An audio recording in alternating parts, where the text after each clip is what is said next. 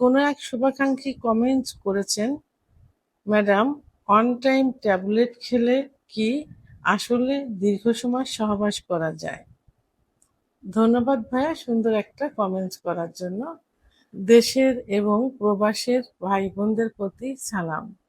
আসসালামু আলাইকুম। আমি প্রভাষক ডাক্তার রিক্তা পারভিন, হোমিওপ্যাথি এবং আয়ুর্বেদিক চিকিৎসক। চেম্বার সেবা হোমিও কমপ্লেক্স অ্যান্ড সেবা ডিজিটাল ল্যাব, উপজেলা মডেল মসজিদের পূর্ব পাশে, শিমুলিয়া, মাগুরা। কোনো এক শুভাকাঙ্ক্ষী কমেন্টস করেছেন, ম্যাডাম, অন টাইম ট্যাবলেট খেলে কি আসলে দীর্ঘ সময় সহবাস করা যায়? ধন্যবাদ ভাইয়া সুন্দর একটা কমেন্টস করার জন্য। আসলে অন টাইম এখন সব জায়গায় প্রচলিত হয়ে গেছে।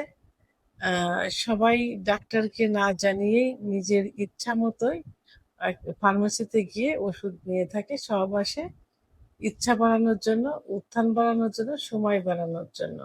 এটাই আসলে অন টাইম। আর আসলে অন টাইম খেলে সময় বাড়ে। এটা বাড়ে, কিন্তু সবার ক্ষেত্রে না।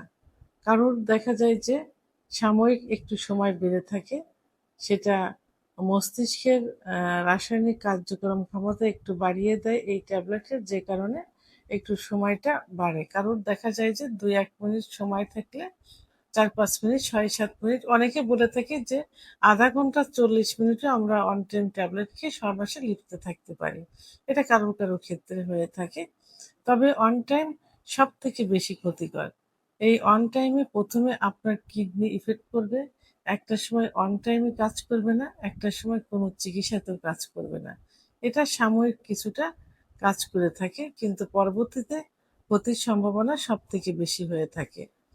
যাদের ডায়াবেটিস থাকে, উচ্চ রক্তচাপ থাকে, হার্টের সমস্যা থাকে, তাদের জন্য অন টাইম খুবই ক্ষতিকর। কারণ অন টাইম খেলে তাৎক্ষণিক হার্টের সমস্যা হতে পারে, তাৎক্ষণিক প্রেশার বেড়ে দেখা যেতে পারে, স্ট্রোক পর্যন্ত করতে পারে। এরকম অনেক নমুনা কিন্তু পাওয়া গেছে, অনেক প্রমাণও পাওয়া গেছে। এজন্য অন টাইম খাওয়া যাবে না। অন টাইম খেলে আপনার হাত পা ঝিমঝিম করবে, ব্যথা করবে, মাথা ঘুরবে, মাথা ব্যথা করবে, চোখ মুখ ঝিমঝিম করবে, চোখ লাল হয়ে যাবে, রক্ত বেড়ে যাবে। তাহলে অন টাইম শরীরের জন্য খুবই ক্ষতিকর। এটা একটা মাঝে একটা খাওয়া যেতে পারে। দেখা গেল যে ৬ মাস গেল, ২ মাস গেল, একটা খান, সেটা কোম্পানি বুঝে, ভালো কোম্পানি। তবে অন টাইম না খাওয়াই উচিত। কারণ আপনার যদি সমস্যা হয়ে থাকে, আপনি যদি সহবাসে কম সময় দিতে পারেন, সেই ক্ষেত্রে ভালো ভালো চিকিৎসা আছে। আপনি ডাক্তারের কাছে যান, ডাক্তার কিছু পরীক্ষা নিরীক্ষা দিবেন, এবং অবশ্যই বিশেষজ্ঞ ডাক্তারের কাছে যাইতে হবে। হোমিওপ্যাথি আয়ুর্বেদিক ডাক্তারের কাছে গেলে একজন রেজিস্টারকৃত ডাক্তারের কাছে যাইতে হবে। কিছু পরীক্ষা দিবেন, পরীক্ষার মাধ্যমে সঠিক কারণ নির্ণয় করে চিকিৎসা দিবেন।